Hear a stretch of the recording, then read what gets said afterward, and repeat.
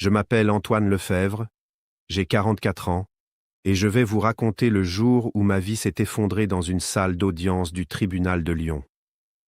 Et le jour où ma fille de 16 ans l'a reconstruite en 3 minutes, devant un juge et une trentaine d'inconnus qui ne devaient jamais oublier ce qu'ils ont vu ce matin-là. Si vous êtes du genre à croire que la vérité finit toujours par éclater, restez jusqu'à la fin.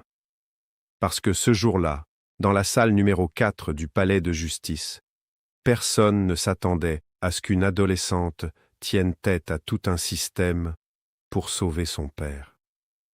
Tout a commencé un mardi soir de septembre. Il pleuvait sur Lyon, cette pluie fine et froide qui colle aux vitres.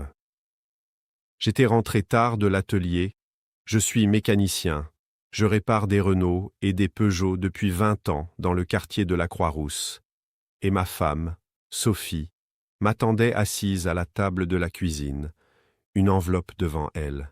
« Il faut qu'on parle, Antoine. » Je me souviens avoir posé mes clés sur le meuble, avoir senti que quelque chose n'allait pas. Sophie avait ce regard qu'elle avait toujours quand elle avait déjà pris une décision et qu'elle voulait juste que je l'accepte. Je demande le divorce. 2 mots. Juste 2 mots. Et 20 ans de mariage se sont écroulés d'un coup, comme un mur mal construit. Je n'ai pas crié. Je n'ai rien cassé. J'ai juste demandé pourquoi. Tu n'es jamais là, Antoine. Tu passes ta vie à l'atelier. Notre fille a besoin d'un père présent, pas d'un homme fatigué qui rentre à 20 heures et s'endort devant la télévision.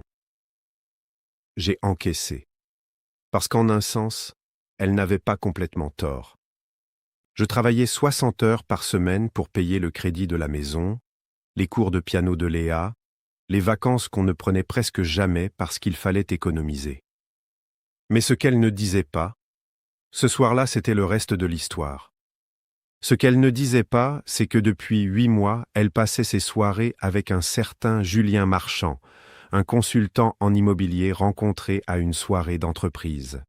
Ce qu'elle ne disait pas, c'est qu'elle avait déjà dans sa tête déménagé dans l'appartement de ce Julien à Confluence, avec vue sur le Rhône. Je ne le savais pas encore.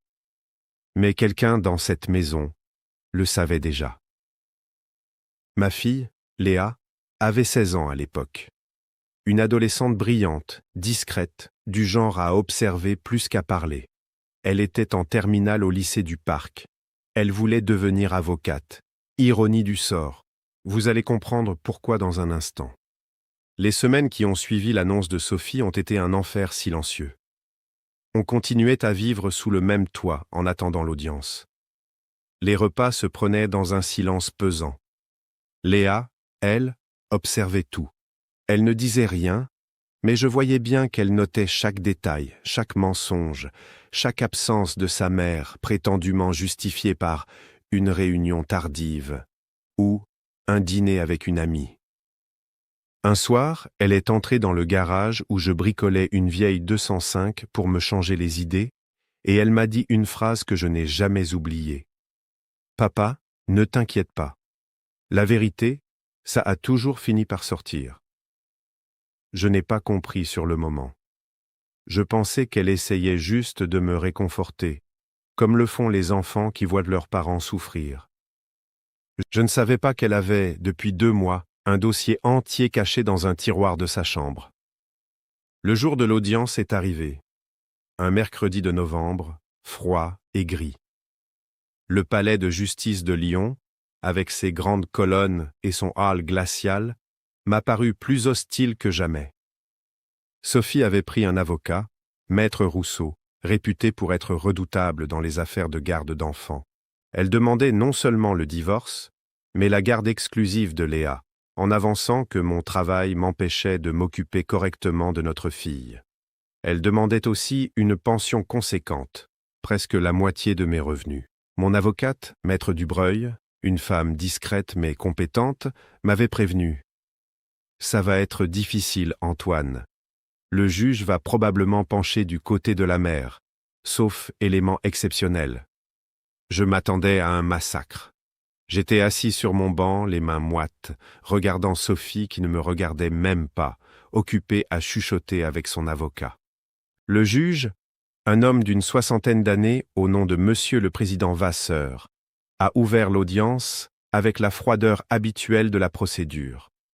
On a énuméré les griefs, les chiffres, les calendriers de garde proposés. Sophie a pris la parole, expliquant avec une assurance glaçante à quel point j'étais absent, indisponible, incapable d'offrir une stabilité émotionnelle à notre fille. J'ai serré les poings sous la table.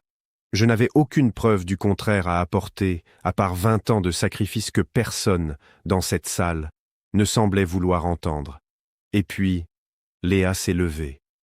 Le silence est tombé d'un coup. Une adolescente de 16 ans qui se lève en pleine audience, ce n'est pas commun. Maître Dubreuil elle-même a semblé prise au dépourvu. Léa s'est avancée, très calme, presque trop calme pour son âge, et elle a dit d'une voix claire: « Votre honneur, je m'appelle Léa Lefebvre. Je suis la fille d'Antoine et de Sophie. Puis-je vous montrer quelque chose que mon père ignore lui-même? C'est important pour la décision que vous allez prendre. » Le juge Vasseur, surpris mais visiblement intrigué par l'aplomb de cette jeune fille, a échangé un regard avec les deux avocats. Maître Rousseau a voulu s'opposer, mais le juge a levé la main. « J'autorise. Mademoiselle, je vous écoute. » Léa a sorti une clé USB de son sac et l'a tendue à l'huissier. Sur l'écran installé dans la salle, une vidéo s'est lancée.